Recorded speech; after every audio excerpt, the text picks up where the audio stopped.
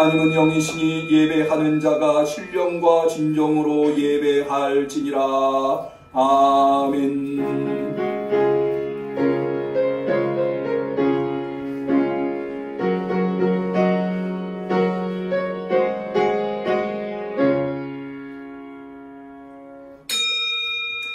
여호와께 감사하라. 그는 선하시며 그 인자하심이 영원하미로다. 여호와의 오른손이 높이 들렸으며 여호와의 오른손이 권능을 베푸시도다. 건축자의 버린 돌이 집 모퉁이의 머릿돌이 되었나니 이는 여호와의 행하신 것이요 우리 눈에 기이한 바로다. 이 날은 여호와의 정하신 것이라. 이 날에 우리가 즐거워하고 기뻐하리로다. 아멘. 우리들은 예수님을 십자가에 달아 운명하시게 하였지만 그렇게 버려진 예수님을 여호와 하나님께서는 부활의 주로 삼아 주시옵시사 오늘 이렇게 우리로 하여금 주 앞에 부활의 아침을 맞이하여 예배케 하신 것 참으로 감사를 올려드리나이다. 이 시간 오직 하나님만을 바라보면서 예수 그리스도 앞에 신령과 진정으로 예배하오니 우리의 예배를 흠향하옵소서. 하늘문을 여시고 하늘의 그 놀라운 영광과 능력을 베풀어 주옵소서. 예수님의 이름으로 기도 올리옵나이다. 아멘.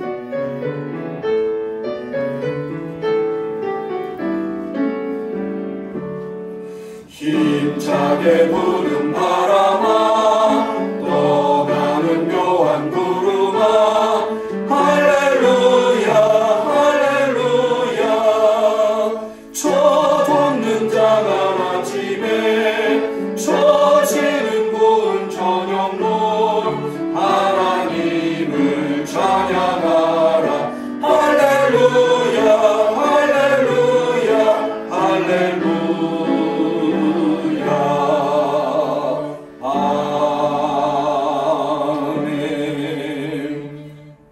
주인신 하나님 앞에 우리의 신앙을 고백할 때에 전능하사 천지를 만드신 하나님 아버지를 내가 믿사오며 그 외아들 우리 주 예수 그리스도를 믿사오니 이는 성령으로 잉태하사 동정녀 마리아에게 나시고 본디오 빌라도에게 고난을 받으사 십자가에 못 박혀 죽으시고 장사한 지 사흘 만에 죽은 자 가운데서 다시 살아나시며 하늘에 오르사 전능하신 하나님 우편에 앉아 계시다가 저리로서 산 자와 죽은 자를 심판하러 오시리라. 성령을 믿사오며 거룩한 공회와 성도와 서로 교통하는 것과 죄를 사하여 주시는 것과 몸이 다시 사는 것과 영원히 사는 것을 믿사옵나이다. 아멘.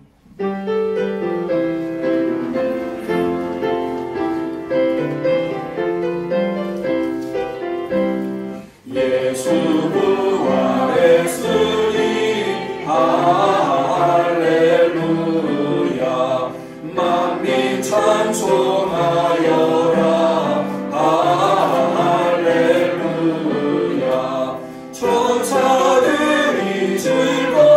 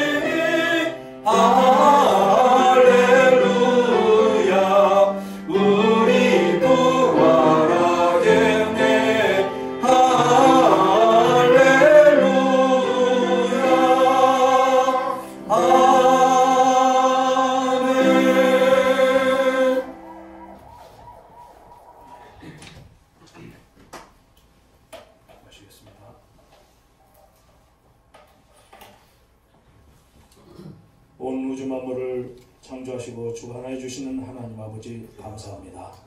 오늘도 복 주시마 약속하신 거룩한 주일을 허락하시고 신령과 진정으로 예배드리게 하심을 감사드리옵나이다. 특별히 세계적으로 창궐하고 있는 코로나로 인해 6주 만에 응암성전에 모여 예배드리게 하심을 감사드리옵나이다. 지난 기간 동안 각 가정에서 온라인으로 예배드리며 교회와 성도님들과 목사님과 우리 주님을 그리워하며 승리하게 하시고 특별히 건강을 지켜주심을 감사드리옵나이다. 모든 것이 새로워지고 활력이 넘치고 상가들에는 아름다운 꽃들로 화려하게 장식한 봄날이지만 코로나로 인해 조용히 그저 바라만 보며 이 모든 것을 허락하신 창조주 되시는 하나님께 영광과 감사함을 올려드리옵나이다. 오늘은 우리 주님께서 모진 고초와 고난과 고통과 죽음까지도 이기시고 무덤까지도 이기시고 사흘 만에 부활하셔서 우리 죄인들을 살리신 부활주일입니다. 나는 부활이요 생명이니 나를 믿는 자는 죽어도 살겠고 누구든지 살아서 믿는 자는 결코 죽지 아니하리라. 요한복음에 말씀하신 것처럼 우리 응암 성도님들은 우리 주 예수 그리스도를 믿음으로 말미암아 영원히 사는 성도님들로 삼아 주시옵소서.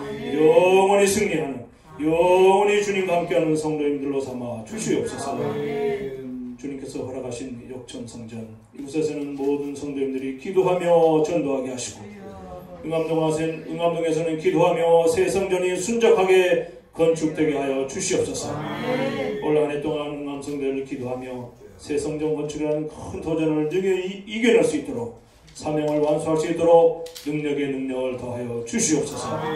이를 위해 앞장서서 수고하시는 임장로님을 하나님 아버지께서 지치지 않도록 붙들어 주시고 청년보다도 더욱더 건강할 수 있도록 함께하여 주시옵소서. 육신의 불편함으로 고통 가운데 있는 연로하시는 성도님들과 노 권사님들 그리고 응암성들을 기억하셔서 치료의 손길로 고통이 사라지게 하시고 어서서께 병상을 박차고 일어날 수 있도록 온몸에 힘을 더하여 주시옵소서. 병원하기는 떠나가게 하여 주시옵소서. 이제 말씀을 듣습니다.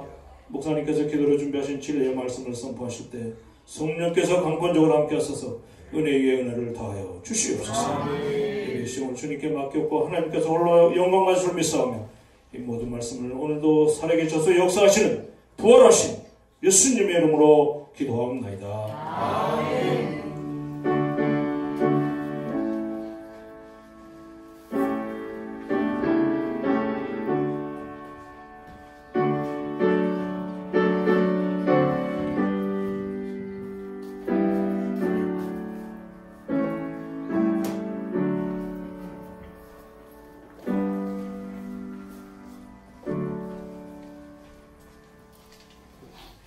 부활의 주님께서 우리의 간절한 기도를 들어주시기를 축원합니다.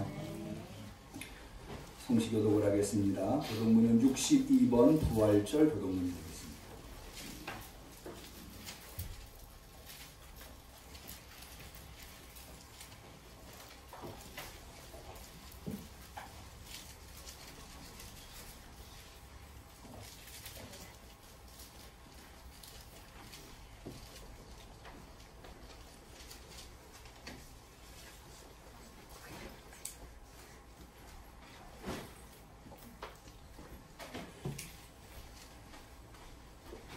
교독문 62번 부활절. 하나님께서 사망의 고통을 풀어 살리셨으니 우리 주 예수 그리스도로 말미암아 예수께서 친히 그 가운데 서서 너희에게 평강이 있을지어다 하시니 저희가 놀라고 무서워하여 그 모든 것을 두려워 생각하는지라. 예수께서 가라사대 어찌하여 두려워하며 어찌하여 마음에 의심이 일어나느냐. 내 손과 발을 보고 나인 줄 알아 나를 만져보라. 영은 살과 뼈가 없으되 너희 보는 바와 같이 나는 있느니라. 그리스도께서 죽은 자 가운데서 다시 살아 잠자는 자들의 첫 열매가 되셨도다. 같이 합니다. 예수께서 가라사대 나는 부활이요 생명이니 나를 믿는 자는 죽어도 살겠고 살아서 믿는 자는 영원히 죽지 아니하리라. 아멘. 하나님의 말씀은 요한복음 11장 23절에서 27절에 이르는 말씀이 되겠습니다.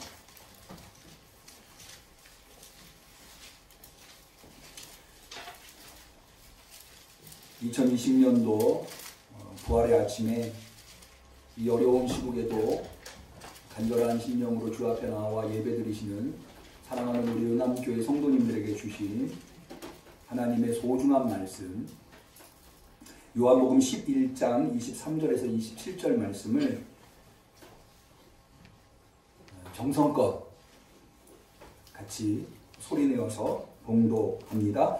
예수께서 가라사대 내 오라비가 다시 살리라. 마르다가 가로되 마지막 날 부활에는 다시 살 줄을 내가 아노라.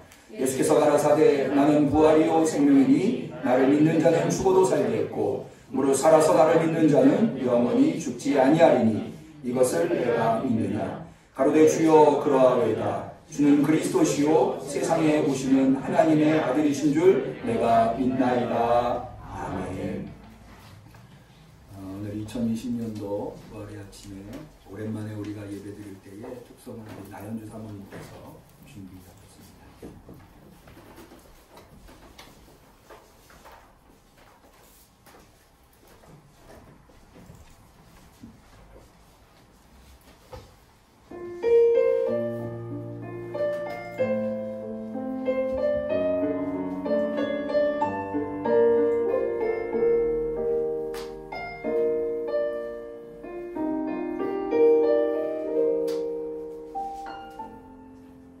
이 생명 다하는 날 안개같이 사라질 때 나는 한없는 영광 주께 돌리리.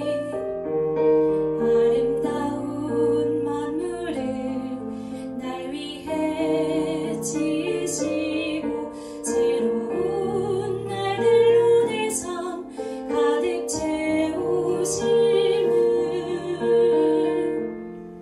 처럼 꽃 피우시고 때론 돌처럼 매서운 날도 때론 뜨거운 감격 속에 때론 아픔으로 눈물 짓게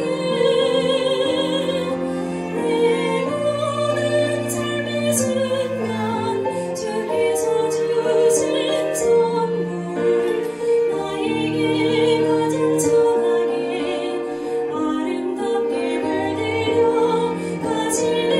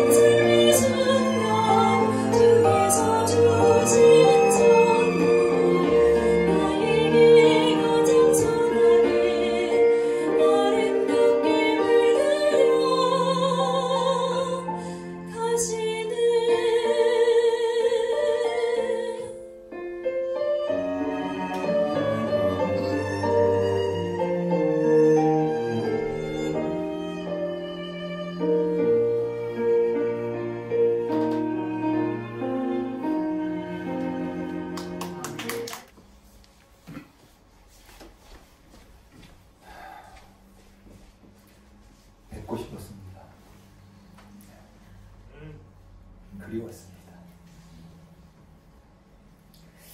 제가요, 저보다 연세 많으신 분도 계시대. 저도 이제 50줄에 들어서니까 자꾸 그냥 울컥울컥해요. 어저께 마음을 오늘은 절대 우리 성도들 앞에서 눈물 안 보이리라 했는데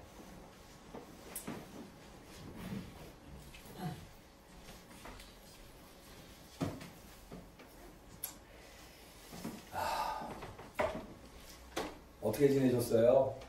반갑습니다. 하나님의 은혜가 여러분들에게 있으셔서 오늘 이렇게 사실 당회에서 많이 고민을 했어요. 예배를 드려야 되나 말아야 되나.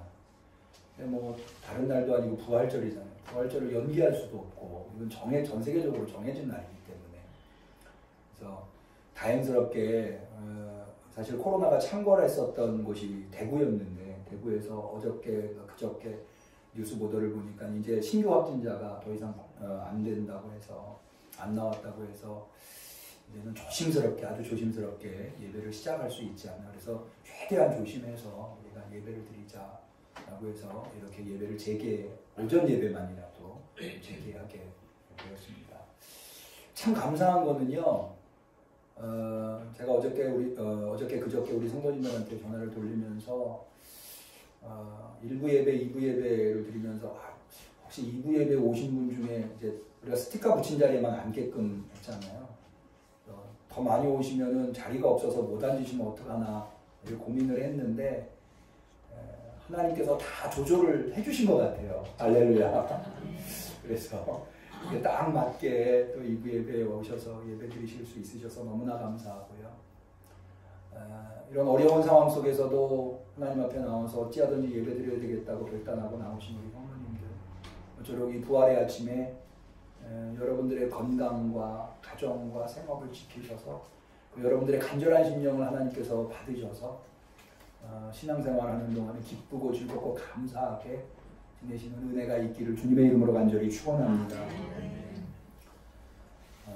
인류 역사 속에 가장 위대한 사건, 모든 생명이 있는 존재, 이 땅에 있는 모든 생명이 있는 존재가 그래서 일명도 예외 없이 이것에 영향을 받을 수밖에 없는 그런 사건 하나를 꼭 꼽으라고 한다면 저는 단연코 예수님의 부활이라고 말씀드리고 싶습니다.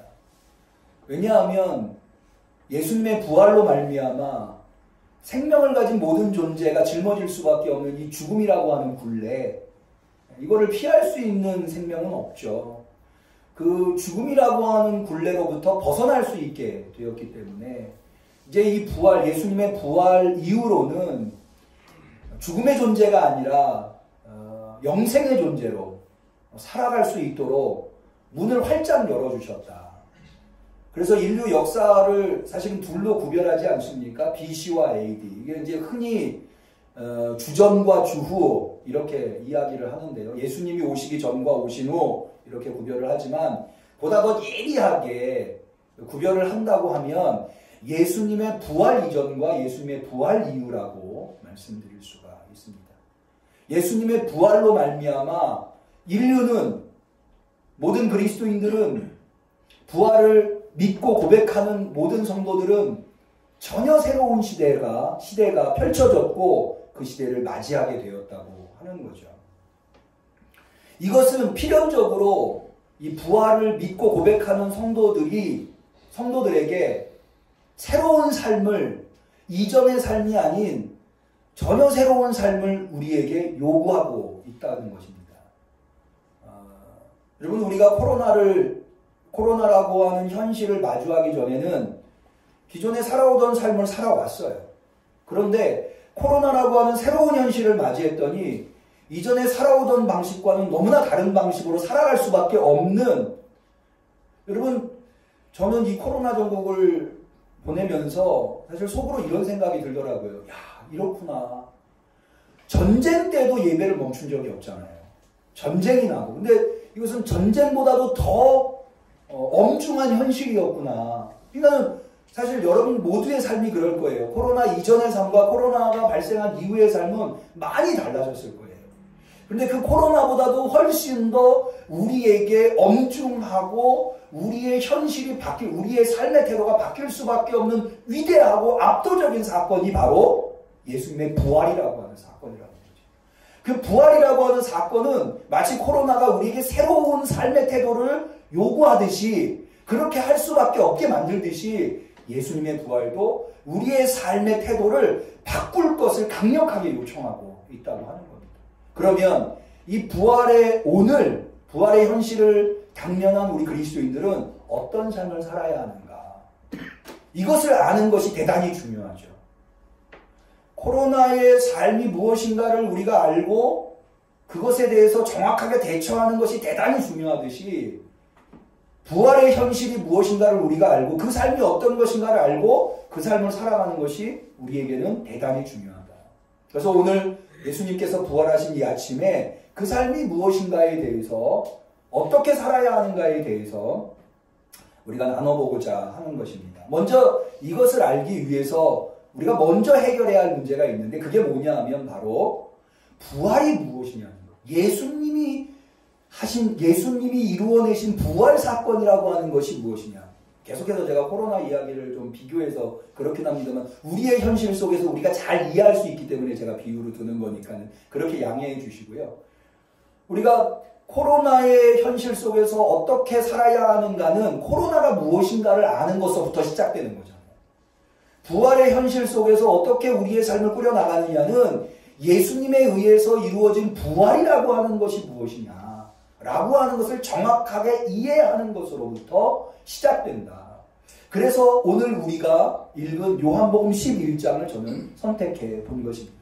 여기는 두 가지 이유가 있는데요. 요한복음 11장과 부활이라고 하는 것을 아는 것의 연관성이 두 가지가 있는데, 첫 번째는 뭐냐면, 여러분이 오늘 계속해서 교동문에서도 하시고, 아까 우리 손장로님께서 기도하실 때도 나는 부활이요 생명이니 나를 믿는 자는 죽어도 살겠고 무릇 살아서 나를 믿는 자는 영원히 죽지 않는다 라고 하는 기도를 해주셨는데, 교동문에도 그게 나오지 않았습니까? 부활절. 그러니까는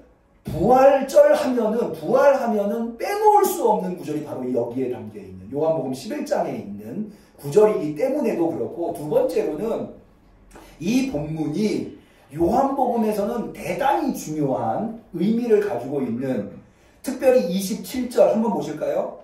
이거는 마르다가 한 고백인데요. 주여 그러하외다. 주는 그리스도시요 세상에 오시는 하나님의 아들이신 줄 내가 믿나이다. 한번 저를 따라해 볼까요? 주여 그러하외다. 주는 그리스도시요 세상에 오시는 하나님의 아들이신 줄 내가 믿나이다. 제가 왜 굳이 이것을 따라하라고 요청을 드렸는가 하면, 이 고백이 요한복음에서 대단히 중요한, 어떻게 보면 가장 중요한 고백이라고 할 수가 있기 때문입니다. 왜 그런가 하면, 우리 요한복음을 왜 기록했는가 라고 할 때 그 기록 목적을 요한복음의 저자는 요한복음 20장 30절 31절에 기록해 두었습니다. 우리 한번 볼까요? 거기를 요한복음 20장 30절 31절 제가 읽어보겠습니다. 예수께서 제자들 앞에서 이 책에 기록되지 아니한 다른 표적도 많이 행하셨으나 오직 이것을 기록함은, 요한복음의 저자가 요한복음을 기록한 이유는 너희로 예수께서 하나님의 아들 그리스도이심을 믿게 하려 하며, 또 너희로 믿고 그 이름을 힘입어 생명을 얻게 하려 함이니라. 그러니까는 요한복음의 기록 목적은 두 가지. 하나님께서 요한복음을 우리에게 주신 이유는 두 가지. 첫 번째, 예수가 하나님의 아들 그리스도이심을 믿게 하기 위해서. 두 번째, 그것을 믿어서 생명을 얻게 하기 위해서. 그래서 요한복음을 기록했다는 거예요. 그런데 이 고백을 누가 하고 있느냐? 다시 요한복음 11장에 오면 바로 마르다가 주여 그러하외다. 주는 그리스도시요 세상에 오시는 하나님의 아들이신 줄 내가 믿나이다. 사실 이 고백은 공간복음에 의하면 베드로가 한 고백, 마태복음에, 마가복음에, 누가복음에 가이사랴 빌립보에서 베드로가 예수님을 향해서 주는 그리스도시요 살아계신 하나님의 아들입니다 라고 하는 고백을 하지 않아요? 그것에 필적할 만한 고백이다. 그래서 실제로 요한복음에는요, 베드로의 고백은 나오지 않고 이 마르다의 고백이 그 자리를 대신하고 있는 것을 볼 수가 있습니다. 그래서 이 요한복음은요, 이 요한복음을 둘로 나눌 때 이 고백 이전과 이 고백 이후로 예수님의 사역을 나눈, 그래서 요한복음 안에서도 이 고백은 대단히 중요한 고백으로 우리가 볼 수 있기 때문에 이 본문을 이 부활의 아침에 요한복음을 우리에게 주시고 부활의 아침을 우리에게 주신 예수님께서 의도한 바, 주께서 예수님께서 하나님의 아들 그리스도이심을 믿게 하고 그 믿음을 통해서 생명을 얻게 하는 이 부활의 아침이 될 수 있기를 축원합니다. 그러기 위해서 이 본문을 보는 거예요. 자, 오늘 이 본문의 내용을 살펴보기 전에 먼저 이 본문의 내용을 좀 개괄적으로 보면, 여러분 뭐 잘 다 아시니까 예수님께서 사랑하시는 나사로라고 하는, 성경에는 나사로라고 하는 인물이 2명 나옵니다. 누가복음에는 거지 나사로. 이건 실존 인물은 아니에요. 예수님이 이야기를 만들어내셔서 해주신 이야기. 나사로가 나오고, 여기 요한복음 11장에 죽었다 살아난 나사로, 이건 실존 인물입니다. 베단이라고 하는 곳, 예루살렘에서 남동쪽으로 한 2km 정도 떨어져 있는 동네가 베단인데, 그 베단이라고 하는 곳에서 살고 있는 나사로, 이 나사로는 마리아와 마르다의 형제관계에 있는 나사로입니다. 이 나사로가 병들어 죽어가고 있었어요. 그래서 마르다가 예수님한테, 예수님은, 나사로는 지금 예루살렘 쪽에 있고 베다니가 예루살렘 쪽이니까 예수님은 갈릴리 쪽에 계셨어요. 그래서 사람을 보내서 당신께서 사랑하시는 나사로가 지금 병들어 죽어가고 있습니다 라고 소식을 전합니다. 그랬는데 예수님께서 서둘러서 오실 줄 알았는데 무슨 연유에서인지 며칠 더 계세요. 그리고는 예수님이 발걸음을 옮기셔서 베다니로 찾아오시는데, 예수님이 찾아오셨을 때는 이미 나사로는 병들어 죽어서 장례를 치르고 있었던 중이었습니다. 예수님이 오신다는 말씀을 듣고 마르다가 예수님을 마중하러 나갑니다. 나갔는데 예수님을 만나게 되는 거예요. 오늘 우리가 읽은 본문이 만난 장면이에요. 만나자마자 마르다가 이렇게 이야기합니다. 21절에 보면 마르다가 예수께 여짜오되 주께서 여기 계셨더라면 내 오라비가 죽지 아니하였겠나이다. 여기에 뭐가 좀 묻어납니까? 좀 원망이 묻어나죠. 왜 이제 오셨습니까? 이미 내 오라비가 세상을 떠났습니다. 그런데요, 마르다가 참 대단해요. 뭐가 대단하냐면 그 다음에 22절에 마르다가 이렇게 고백을 합니다. 그러나 나는 이제라도, 내 오라비가 죽었지만 그러나 이제라도 주께서 무엇이든지 하나님께 구하시는 것을 하나님이 주실 줄을 아나이다. 그러니까는 오라비의 죽음이라고 하는 현실 앞에서 사실 예수님이 늦게 와서 원망도 들었지만, 그러나 그 원망을 극복하고 예수님은 이런 절망적인 현실 속에서도 뭔가를 하실 수 있는 분인 줄 내가 믿습니다 라고 고백을 하고 있는 거예요. 그러니까 이게 사실은 대단한 인물이죠. 이런 고백하는 거 쉽지 않거든요.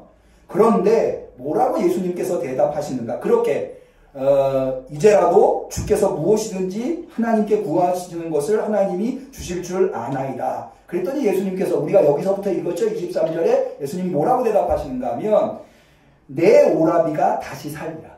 이렇게 얘기합니다. 내 오라비가 다시 살리라.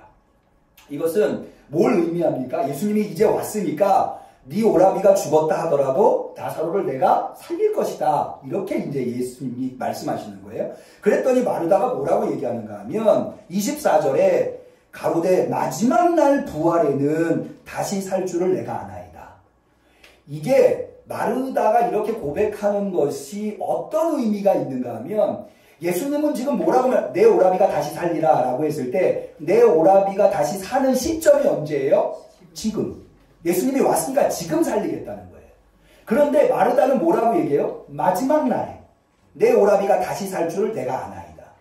그러니까는 예수님의 부활은 지금을 얘기하고 있는데 마르다는 미래에 거기서 이루어지는 것으로 얘기를 하고, 사실은 이 마르다는요, 마르다의 이 고백은 당시에 바리새인을 중심으로 한 유대인들이 가지고 있었던 부활의 개념이었습니다.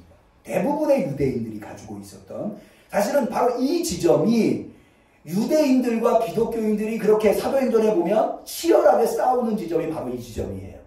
유대인들도 부활을 믿어서, 유대인이라고 예수님에 의해서 처음 부활 사상이 나타난 건 아니에요. 유대인들도 바리새인들도, 사두개인들은 부활을 안 믿었지만 바리새인들이나 대부분의 유대인들은 부활을 믿었어요. 근데 그 부활이 언제 일어나느냐? 마지막 날에, 하나님이 심판하시는 날에 하나님의 계명을 잘 지키는 사람들이 부활할 것이라고 그렇게 믿었어요. 그러니까는 어떻게 보면은요, 사실은 마르다의 이 모습은 우리 그리스도인들이 가지고 있는 연약성, 믿음의 부족함, 이런 것들을 그대로 보여주고 있다고 할 수가 있는데요. 그게 뭐냐 하면, 여러분, 우리 신앙인들은 예수님에 대해서 어떤 고백을 합니까? 예수님은 전지전능하시고, 예수님은 못하시는 것이 없으시고, 풍랑을 잠잠케 하고 죽은 자도 살리시고, 그렇게 고백을 합니다. 마치 마르다가 오라비가 세상을 떠난 현실 앞에서 실망스럽지만, 그러나 예수님께서 지금이라도 무언가를 하실 수 있다라고 고백하듯이 우리는 그렇게 예수님을 고백합니다. 그리고 예수님께 예배. 그러나 그렇게 고백함에도 불구하고 여전히 우리는 또다시 어려운 현실을 마주하면, 절망적인 상황이 되면 우리의 믿음을 잃어버리고 실망과 시리에 빠져서 기존에 생각해오던 방식으로밖에는 생각할 줄 모르는 그런 믿음의 연약성. 그러니까 저는 이 마르다를 보면서요, 오늘 저의 모습을, 우리 그리스도인들과 성도들의 모습을 발견하게 된다고, 우리의 믿음이라고 하는 게 얼마나 연약한가 라고 하는 거예요. 예수님을 그렇게 믿고 신뢰한다고 고백하면서도 여전히 현실에 사로잡혀서 현실 속에 함몰되어서 그 믿음이 꽃을 발하지 못하고 능력을 발하지 못하는 것. 지금 마르다의 모습이 그렇다는 거죠. 그런데 이런 마르다에게 예수님께서 이렇게 말씀하십니다. 그 유명한 말씀, 예수께서 가르칠 때 나는 부활이요 생명이니 나를 믿는 자는 죽어도 살겠고 살아서 나를 믿는 자는 영원히 죽지 아니하리라. 할렐루야. 네. 너무너무 은혜스러운 말씀이시죠. 그런데요, 여러분 좀 이상하지 않으세요? 이게 잘 이해가 되십니까? 저는 잘 이해가 안 돼요. 사실 이게 분명히 아멘 해야 되는 말씀임에도 불구하고 아멘이 잘 안 돼요. 왜냐하면 제가 잘 이해가 안 되기 때문에. 자, 예수님께서 이렇게 말씀하세요. 나는 부활이요 생명이니 나를 믿는 자는 죽어도 살겠고 물론 살아서 나를 믿는 자는 영원히 죽지 아니하리라. 나를 믿는 자는 죽어도 살겠고 라고 하는 말씀과 그 다음에 무릇 살아서 나를 믿는 자는 영원히 죽지 않는다라고 하는 말씀이 서로 맞지 않는 것 같아요. 어때요? 여러분 맞는 것 같으세요? 왜 제가 그렇게 보느냐? 자, 보실까요? 나를 믿는 자는 죽어도 살겠고, 이 죽어도 살아나는 사람은 죽어서 믿는 사람은 아니겠죠. 죽은 사람이 어떻게 믿습니까? 예, 죽은 사람이 죽은 상태에서 예수님을 믿어서 살아나는 게 아니라 살아있었을 때에 예수님을 믿었지만 죽었더라도 다시 살아난다, 이런 의미겠죠. 예, 그렇다면 그 다음에 무릇 살아서 나를 믿는 자는 어떻게 해요? 영원히 죽지 않는다는 거예요. 이 두 가지가 서로 충돌하는 것 같지 않으세요?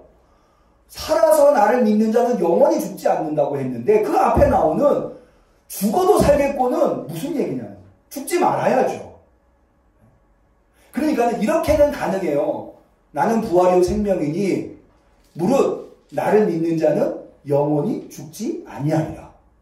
이렇게 얘기하면, 그러고 끝났다면 이해가 돼요. 혹은 이렇게 말씀하시는 것도 이해가 돼요. 나는 부활이요 생명이니 살아서 나를 믿는 자는 죽어도 살리라. 그러고 끝나셨다 하면 이해가 돼요. 그런데 예수님은 이 두 가지를 다 얘기하셨다는 거예요.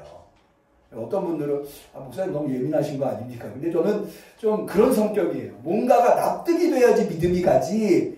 납득이 잘 안 되면, 그래서 이걸 가지고 그래서 예수님이 틀렸다고 말할 수는 없잖아요. 이게 무슨 의미일까? 라고 하는 것을 많이 고민하고 연구했더니 제가 이 요한복음의 언어를 올바로 이해하지 못하고 있더라고요. 이 요한복음의 언어는요, 마태마가 누가복음이랑은 좀 다른 방식의 언어예요. 이건 뭐냐면 마태마가 누가복음은 무언가를 진술할 때 첫 번째 것, 거기에 더해서 두 번째 것, 그 다음에 세 번째 것, 이런 식으로. 그래서 예수님의 이야기가 무르르듯이 이렇게 흘러가요. 그런데 요한복음은 어떤 방식의 이야기 전개를 하는가 하면 늘 가운데 가장 중요한 핵심적인 말씀이, 요소가, 주제가 있어요. 그래서 이 주제를 여기에서 조명하고 이렇게 설명하고 저렇게 설명하고 다르게 설명하는 이걸 방사형 방식, 그러니까 마태마가 누가복음은 내러티브 방식으로 설명한다고 하고 요한복음은 방사형 방식으로 설명한다고 이야기를 해요. 예를 들어서 여러분 요한복음 2장에 물이 가나 혼인잔치에서 물을 포도주로 바꾸는 사건. 그 사건은 예수님이 누구신가에 대한 설명이에요. 그 다음에 3장에 나오는 니고데모 이야기도 역시 예수님이 누구신가. 4장에 나오는 이 우물가의 사마리아 여인 이야기도 예수님이 누구신가. 다시 말해서 요한복음 20장 아까 읽었었던 30절 31절에 나왔었던 예수님이 하나님의 아들 그리스도이신 것을 믿으며 그 믿음을 통해서 생명을 얻게 하는 것을 다양한 방식으로 설명하고 있는 것이다 라고 여러분들이 이해하시면 되겠어요. 그게 바로 요한복음의 언어예요. 자, 그럼 그것을 이해하는 것이 왜 중요하냐. 이 본문에서 예수님은 3개의 명제를 말씀해요. 첫 번째 명제가 뭐냐. 나는 부활이요 생명이다. 이 명제와 두 번째 나를 믿는 자는 죽어도 살겠고, 이게 두 번째 명제고, 세 번째 명제는 무릇 살아서 나를 믿는 자는 영원히 죽지 않는다 라고 하는 이 3가지 명제가 첫 번째 명제에 두 번째 명제를 더하고 두 번째 명제에 세 번째 명제를 보충하는 의미가 아니라 다 나는 부활이요 생명이다 라고 하는 것을 똑같이 설명하고 있는, 예수님이 부활이시고 생명이기 때문에 예수님을 믿는 사람은 죽는 한이 있어도 산다는 거예요. 또 예수님은 부활이고 생명이시기 때문에 결코 죽지 않는다 라고 하는, 예수님은 부활이고 생명이라고 하는 것을 다 각자의 방식으로 설명하고 있는 것이다. 그래서 이거를 이렇게 좀 여러분들한테 설명드리면 더 낫지 않을까. 어떻게 했냐면 요 두 번째 명제와 세 번째 명제를 바꿔보는 거예요. 자, 이렇게요. 나는 부활이고 생명이다. 나를 믿는 자는 영원히 죽지 않을 것이고 설사 죽는 한이 있어도 다시 살아날 것이다 라고 설명을 한다고 하면 좀 더 납득이 되겠다. 우리식으로 얘기하면 예를 들어서 은행에다가 저축을 했어요. 그러면 저축한 돈은 잘 보존이 될 것이다. 그러나 설사 은행이 망한다 하더라도 그 돈은 국가에서 책임져 줄 것이다. 이런 식의 표현이라는 거예요. 제 설명이 좀 어떨지 모르지만 그런 의미로서 예수님이야말로 부활이며 생명이라고 하는 것. 이것을 강조하는 그런 의미로 이렇게 서로 좀 충돌해 보이는 이야기를 나열하고 있다고 하는 것을 우리가 이해한다면 이것의 의미가 무엇인지를 우리가 알 수 있다 라고 하는 거죠.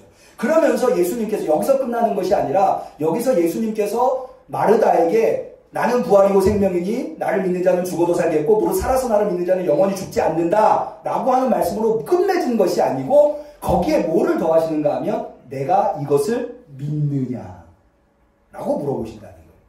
여러분 아까 말씀드린 대로요, 부활이라고 하는 현실, 그 현실이 새롭게 제기됐기 때문에 그 현실은 먼 미래에 거기에서 이루어지는 현실이 아니라 오늘 여기에서 이루어지는, 예수님이 존재하시기 때문에 지금 여기 계시기 때문에 오늘 여기서 이루어지는 일이기 때문에 그 현실은 오늘 나에게 결단할 것을 요구하고 있다는 거예요. 그래서 예수님은 지금 마르다에게 내가 믿느냐라고 도전하고 계시는 것이다 라고 지금 볼 수가 있는 거죠. 그러니까는 부활이라고 하는 현실을 우리가 인식하면, 부활이라고 하는 것이 이제 이루어졌다라고 하는 것을 우리가 믿는다면, 그리고 그것이 먼 미래에 이루어진 것이 아니라 오늘 여기에서 이루어지는 것이라고 한다면 내가 그것을 믿을 것인가 말 것인가를 결단해요. 믿었다고 하면 영생을 얻는 거고 믿지 않았다고 하면 영생에서 배제되는 것이다. 여러분 기독교의 신앙은요, 미래 거기서가 아니라 오늘 여기서예요. 여러분 만약에 코로나가요 한 1년 전에 1년 후에 2년 후에 그때 발생할 거라고 생각하면 우리 중에 아마 지금 마스크를 쓰는 사람은 없을걸요. 예배를 중단하시는 성도는 없을 거예요. 그런데 지금 당장 그 일이 이루어졌으니까 그것이 내가 어떤 행동을 할 것인가를 지금 당장 규정하고 있는 거죠. 마찬가지로 부활이 먼 미래에 거기에서 이루어질 것이라고 생각한다면 난 그거 별로 신경 안 쓸 수 있어요. 그런데 오늘 내가 여기에서 부활을 인정하고 수용한다고 하면 나는 오늘 당장 뭘 선택할 것인가가 결정이 되는 거죠. 여러분 그래서요, 이 요한복음에서는 부활만 지금 오늘 여기서 이루어지는 게 아니라 하나님의 심판도 먼 미래에 이루어지는 것이 아니라 오늘 여기서 이루어집니다. 요한복음 2장 요한복음 3장 16절 여러분 잘 아시죠? 하나님이 세상을 이처럼 사랑하사. 거기 이어지는 18절에 뭐라고 말씀하고 있는가 하면 저를 믿는 자는 심판을 받지 아니할 것이요 믿지 아니하는 자는 하나님의 독생자의 이름을 믿지 아니하므로 벌써 심판을 받은 것이에요. 그래서 이 심판도요 미래에 가 있는 게 아니라 지금 이루어지는 것으로 이렇게 얘기하고 있다고 하는 거죠. 여러분 우리 기독교의 부활신앙은 먼 미래에 이루어진다고 생각하는 게 아니에요. 그래서 누가복음에 보면은요 예수님이 구원이 선포되는 장소에서 꼭 나오는 단어가 오늘이라고 합니다. 예수님이 탄생하셨어요. 예수님이 탄생한 것을 천사들이 목동들한테 알려주는데 뭐라고 알려줍니까? 오늘날 너희를 위하여 구주가 나셨으니 다윗의 동네에 구주가 오늘날. 여러분 삭개오가 구원받을 때 예수님께서 삭개오를 향해서 뭐라고 말씀하시는가? 누가복음 19장 9절에 보면 예수께서 이르시되 오늘 구원이 이 집에 이르렀다. 여러분 우리가 엊그저께 성금요일을 보냈습니다만은 이 성금요일에 예수님의 십자가 사건을 이야기할 때 늘 하는 게 오른편 강도 왼편 강도 얘기를 하죠. 구원받는 오른편 강도한테 예수님께서 이렇게 말씀하십니다. 예수께서 이르시되 내가 진실로 내게 이르는 오늘 내가 나와 함께 낙원에 있으리라 하시니라. 그러니까 이 구원의 현실이라고 하는 것은 오늘 여기서 먼 미래의 거기서가 아니라 우리의 기독교의 부활의 사상은 바로 이렇다는 거죠. 그렇다면 더욱더 강력하게 나는 오늘 어떻게 살아야 하는가? 오늘 여기서 이루어졌으니까 나는 어떻게 살아야 하는가가 우리의 아주 중요한 문제로 우리 앞에 있게 된다는 겁니다.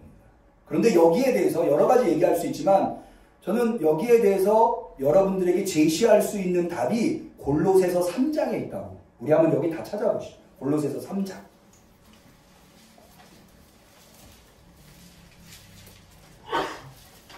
신약성경 327페이지입니다. 부활의 현실이 오늘 우리 앞에 있는데 부활의 현실 앞에 서 있는 그리스도인들이 어떻게 살아야 하는가에 대해서 정확하게 우리한테 알려주고 있는 하나님의 말씀으로 골로새서 3장. 우리 골로새 3장 1절 2절을 좀 읽어보시려고 제가 찾아달라고 부탁을 드린 건데 327페이지입니다. 골로새서 3장 1절 2절. 다 찾으셨으면 내가 어떻게 살아야 하는가에 대한 질문을 갖고 예수님께서 부활하신 줄 우리 성도님들 다 믿으시기를 바랍니다. 그 믿음을 가지고 나는 오늘 어떻게 부활의 현실 속에서 살아야 하는가에 대한 질문을 갖고 한번 읽어보죠. 3장 1절 2절 읽겠습니다. 그러므로 너희가 그리스도와 함께 다시 살리심을 받았으면 위의 것을 찾으라. 거기는 그리스도께서 하나님 우편에 앉아 계시느니라. 위의 것을 생각하고 땅의 것을 생각하지 말라. 할렐루야. 여러분 여기 아주 중요한 문장이 나오는데요. 그리스도와 함께 다시 살리심을 받았으며 여러분 우리가 어떻게 부활의 현실을 직면하게 됐나요? 예수님 없으면 안 돼요. 예수님이 우리 앞에 계시기 때문에 우리는 부활을 맞이하게 된 거예요. 그래서 예수님 말씀은 나는 부활이요 생명이니. 그러니까 예수님이 계셔서 우리는 부활의 현실을 맞이한 거예요. 그러니까 예수님이 어디에 계세요? 예수님이 계신 곳에 내가 있어야 돼요. 근데 예수님이 어디 계세요? 골로새서 3장에 의하면 위에 계세요. 그러므로 우리의 관심은 우리의 생각은 어디 있어야 돼요? 위에 있어야 돼요.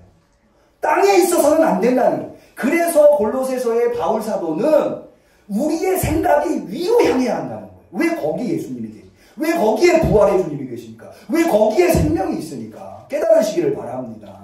근데 여기에서 한 걸음 더 나아간 것이 3절 4절입니다. 한번 볼까? 3절 4절. 이는 너희가 죽었고 너희 생명이 그리스도와 함께 하나님 안에 감추었음이니라. 이게 무슨 얘기냐면요. 여러분 우리는 부활의 현실을 지금 당면하고 있다고 말씀드렸어요. 우리는 이제 더 이상 죽음의 생명을 사는 것이 아니라 부활의 생명을 살고 있어요. 그런데 제가 이 이야기를 세상에 나가서 다른 사람들한테 믿지 않는 사람들한테 나는 부활이 난 안 죽을 거야.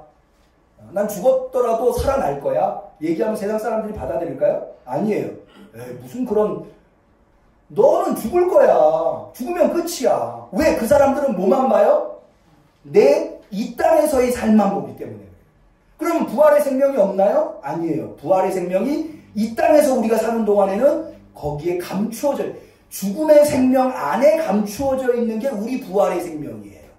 그러니까는 세상 사람들은 이 죽음의 생명만 보지 부활의 생명을 못 보는 거예요. 감춰져. 이것은 마치 뭐와 같으냐? 예수님께서 부활하셨지만 예수님 부활하신 예수님이 보이나요? 안 보여요. 어디 계세요? 예, 위에 계시죠.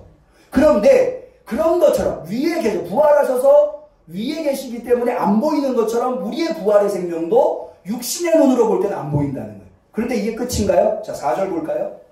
우리 생명이신 그리스도께서 나타나실 그때에 예수님이 지금은 비록 감추어져 있지만 감추어진 것으로 존재하지 않으세요. 언젠가는 이 땅에 오세요. 믿으시기를 바랍니다. 나타나실 거예요. 그런데 그 나타나실 때 너희도 그와 함께 영광 중에 뭐예요? 나타난다. 지금은 죽음 생명이라고 하는 것 안에 마치 생명이 껍질, 달걀 안에, 달걀 껍질 안에 생명이 감추어져 있듯이. 그래, 달걀만 보면은 죽은 것 같이 보이지만 그 안에 뭐가 있어요? 생명이 있어요. 그런데 그 생명이 언제 깨고 나와요? 달걀이 깨지는 날. 드러나게 되듯이. 지금은 우리의 생명이 죽음이라고 하는 생명 안에 감추어져 있지만 예수님이 오시는 날 이게 깨질 거예요. 믿으시기를 바랍니다. 그러면 우리 부활의 생명이 드러나게 될 거예요. 다 나타나게 될 거예요. 그렇기 때문에 예수님이 계신 곳에 우리가 있어야 돼요. 근데 예수님이 어디 계세요? 위에 계세요. 그래서 아래 것을 생각하면 안 되고 위에 것을 생각해야 돼요. 그러면 아래 것은 무엇이고 아래 것을 생각한다는 것은 땅의 것을 생각한다는 것은 무엇이고 위의 것을 생각한다는 것은 무엇일까요? 그것은 5절 이하에 나와요. 오늘 예배를 최대한 좀 짧게 드리려고 제가 열심히 노력을 했는데도 좀 길어요. 5절 이하 17절까지는 집에 가서 읽어보세요. 제가 이 설명 안 드리겠습니다.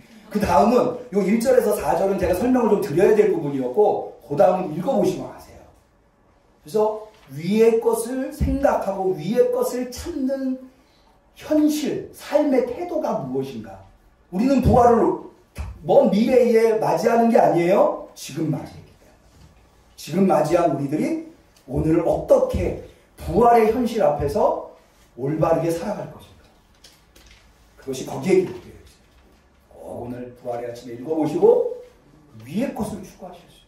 그래서 주님이 나타나실 때 마치 병아리가 알을 깨고 짠하고 나타나듯이 여러분들의 부활의 생명이 짠하고 나타나실 수 있다. 우리 함께 성도님들이 다 되시기를 주님의 이름으로 간절히 축원합니다. 기도하겠습니다. 하나님 아버지, 오늘 우리에게 이렇게 귀한 날을 허락하여 주시니 참으로 감사드립니다.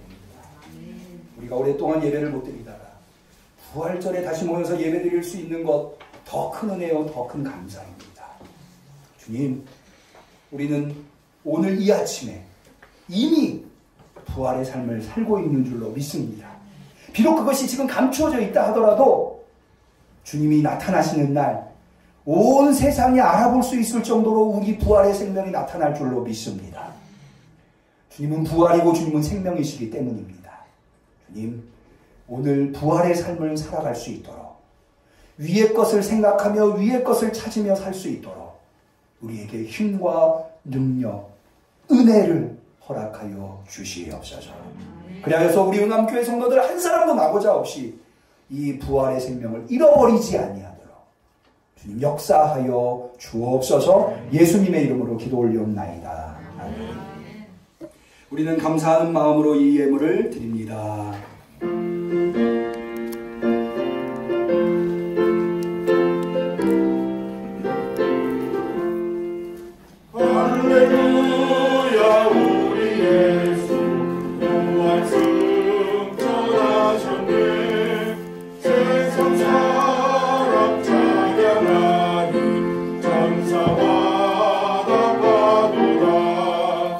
우주 예수 구하라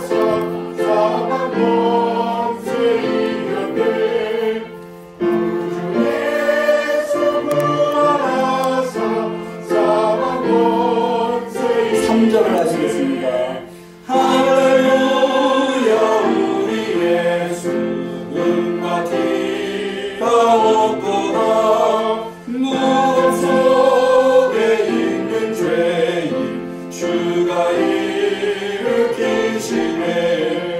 구주 예수 부활하사 영광 주로 오시네. 구주 예수 부활하사 영광 주로 오시네.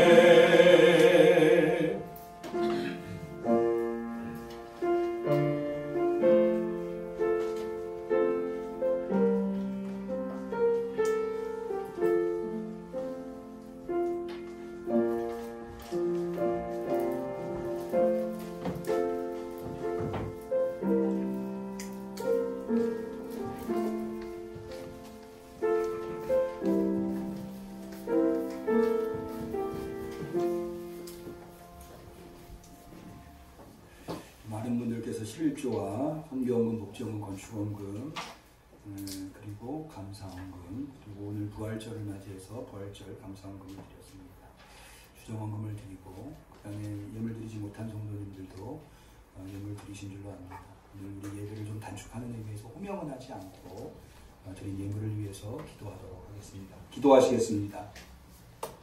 만복의 근원이 되시며 심지어 생명까지도 우리에게 풍성하게 허락하여 주셔서 영생을 삶을 살아갈 수 있게 하여 주신 참으로 놀라우신 하나님 앞에 오늘 이렇게 부활절 아침에 나와 예배드리되 정성껏 준비한 예물을 올려드리나이다. 주님, 오늘날 얼마나 많은 사람들이 물질 때문에 눈물을 흘리며 고통스러워하며 힘쓰고 애쓰는지 잘 아시지요. 우리라고 왜 부족하지 않겠습니까? 우리라고 왜 쓸 곳이 없겠습니까? 그러나 아무리 어렵고 힘들어도 주님이 우리 앞에 계시기에 주님이 우리를 책임져 주셔야 우리가 한 걸음이라도 내딛고 한순간이라도 살아갈 수 있음을 고백하기에 정성과 준비한 예물을 올려드리나이다. 아시죠? 이게 그냥 물질이 아니라 여기에는 눈물이 있으며 여기에는 땀이 있으며 여기에는 오직 하나님만이 들어주실 수 있는 간절한 소원이 있는 것을 주여 이 모든 것을 흠양하여 주옵소서. 그리하여서 하늘문을 여시고 이 어려운 시대에 주님께서 약속하신 바 주님이 복을 주시는 자들은 시절을 쫓아 과실을 맺고 잎사이가 마르지 않고 하는 일이 형통하다고 하는 것, 그래서 삶이 결코 물질에 있는 것이 아니라 하나님의 손에 있다고 하는 것, 그것을 바로 이 우리 응암교회 성도님들 예물을 드린 손길을 통하여서 나타내 보여 주시옵소서. 어렵지 않게 하소서. 눈물 흘리지 않게 하소서. 꿇어다니는 일 없게 하소서. 늘 풍성하여서 이 어려운 시대에 베풀고 남을 수 있는 우리 성도들 되게 하여 주옵소서. 생명을 지켜주시며 건강을 지켜주시되 가정과 생업을 지켜주시옵시사. 하나님 앞에서 항상 인색하지 아니한 드릴 것이 늘 있는 우리 성도들의 삶이 되게 하옵소서. 아버지 하나님, 이 예물이 귀하게 쓰이기를 원하나이다. 특별히 주님, 우리에게 맡겨주신 성전 건축의 사명 온전히 잘 감당할 수 있는 귀한 예물로 사용하여 주옵소서. 간절히 축복하며 예수님의 이름으로 감사하며 기도 올리옵나이다. 아멘.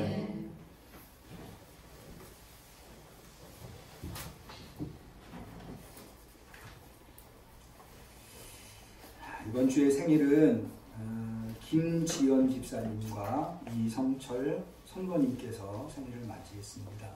기억하시고 축복해 주시면 좋겠고요. 또 지난주에 월요일에 우리 강은숙 권사님 오늘 못 오셨는데 차남 되시는 분이 일본에서 생활하고 계신데 한국에 오시면 꼭 저희 교회 오시는데 이성민 성도님이 아들을 낳으셨습니다. 그래서 축하를 했는데요. 요즘 일본도 코로나가 창궐하여서 모쪼록 기억하시고 건강할 수 있도록 기도해 주시면 감사하겠습니다. 오늘 부활절 예배를 드리고 있는데요. 아직도 코로나 때문에 우리가 조심해야 되겠기에 부활절 달걀은 준비하지 않았습니다. 그렇게 여러분께서 양해해 주시면 감사하겠고요. 조심스럽게 오전 예배를 재개한 거기 때문에 앞으로도 주보를 제공하지는 않습니다. 대신에 제가 금요일 날 순서지를 문자로 다 보내드리니까 그거를 참고해 주시면 좋겠고요. 순서를 담당하시는 분들만 주보를 제공하도록 합니다. 오늘도 우리 성도님들께서 들어오실 때 열 체크하시고 방명록도 쓰시고 하셨는데 또 스티커 붙은 자리에 이렇게 앉아주신 줄로 압니다. 우리가 개인정보 활용 동의서에 사인하신 것을 아는데요. 이것은 만에 하나 우리 중에 누가 확진자가 나오면 우리가 관공서에다가 이 명단을 제출해야 되겠기에 그런 용도로 개인정보 활용을 한다고 하는 것을 여러분께서 이해해 주시면 감사하겠습니다. 차량 운행은 정상적으로 우리가 예전에 하듯이 정상적으로 운행을 하고 있고요. 오늘 예배에 나오신 성도님들 뿐만 아니라 예배에 참여하고 싶지만 못하시는 성도님들을 위해서 동영상 예배를 촬영해서 주일날 저녁에 올려드리고자 합니다. 그래서 예배 못 나오시는 분들은 그것을 활용해 주시면 되겠습니다. 사순절이 이제 어제로 끝났는데 그 사순절 기도 제목을 적을 수 있는 용지를 나눠드렸는데 그 사순절 기도 제목을 다 쓰신 분, 오늘 혹시 가져오신 분은 제출해 주시면 좋겠고요. 만약 못 가져오신 분은 다음 주에 가져와 주시면 되겠습니다. 원래 오늘이 부활절이면서 동시에 내일이 저희 교회 창립일입니다. 그래서 창립 61주년, 저희 교회가 1959년 4월 13일 날 창립이 되어서 올해가 창립 61주년을 맞이하는데 부활절과 창립주일을 같이 지키면 또 예배가 좀 길어질까 하여서 창립주일은 다음 주일로 한 주 좀 연기를 하고 오늘 부활주일을 지키게 되었습니다. 그렇게 다음 주에 오실 때에는 창립주일을 지킨다고 생각하시고 오시면 되겠고요. 주중에 있는 예배는 새벽 기도회를 제외한 나머지 예배들은 좀 가정에서 각자 드리는 것으로 그렇게 하도록 하겠습니다. 새벽 기도는 많이들 안 오시기 때문에 못 오시기 때문에 새벽 기도회는 새벽 기도회대로 진행을 합니다. 우리 다 성도님들께서 아시다시피 3월 중순에 조합으로부터 토지 사용 승낙서를 받아서 그 다음 주에 구청에 4월 첫째 주에 토지 건축 허가를 냈습니다. 3월 마지막 주에. 그리고 지금 건축위원장님께서 시공사를 선정하는 과정에 있습니다. 그래서 어제도 우리 입찰을 한 기업체가 건축업자가 한 4곳이 왔고 그다음에 음향 조명업자가 한 3곳이 와서 입찰에 참여했습니다. 그래서 앞으로 입찰이 잘 순정하게 이루어져서 공사를 시작하게 될 듯 합니다. 무엇보다도 중요한 것이 견실하고 성실한 믿을만한 시공사가 선정이 돼야 되겠습니다. 꼭 선정하는 과정에서 아마 4월 중에 선정이 될 것 같은데 선정하는 과정에서 하나님의 성전을 짓기에 꼭 맞는 그런 시공사가 선정될 수 있도록 기도해 주시면 감사하겠습니다. 우리 오랜만이지만 서로를 축복하고 우리 동영상 예배로 예배드리는 성도들도 우리가 축복하는 의미에서 축복의 노래 하겠습니다. 사랑하는 자여, 사랑하는 자여, 너의 영혼이 잘됨 같이 언제나 범사에 잘 되고 강건하기를 내가 간구하노라. 하나님께 영광을 받기를 그냥 악수는 말고요, 그냥 눈짓으로만 좋은 일이 있을 겁니다.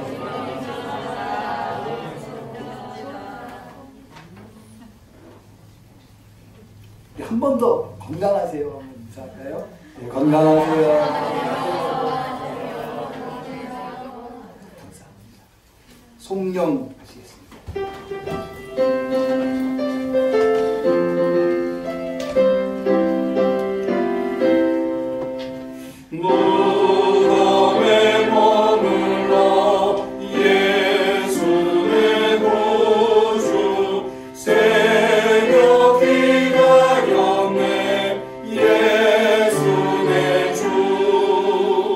원수를 가리고 무덤에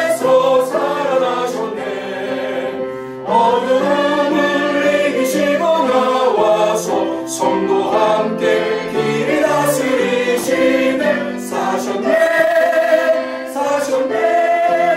예수 다시 사셨네.